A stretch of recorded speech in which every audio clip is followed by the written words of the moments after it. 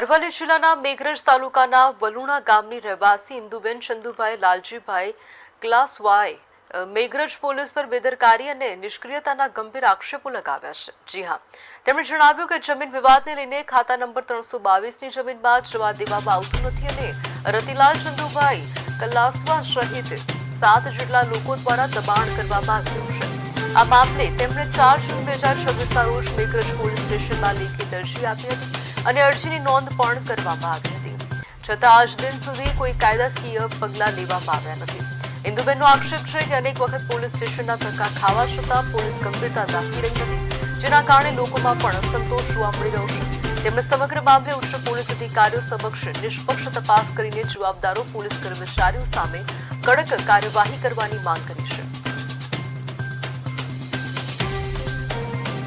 એમને ઓસીમાં સહી કરાવેલી છે, મેઘરજ પીએસઓને ઓસીમાં સહી કરાવેલ છે અને મેઘરજ પોલીસ સ્ટેશન 2 વાર અવારનવાર બોલાવવામાં આવેલ છે, પણ પોલીસ આજે આવો કાલે આવો ધક્કા ખવડાવવામાં આવે છે અને અવારનવાર રજૂઆત કરતો તો કોઈ ન્યાય ના મળે તો મારી બેન અને હું પોતે સાથમાં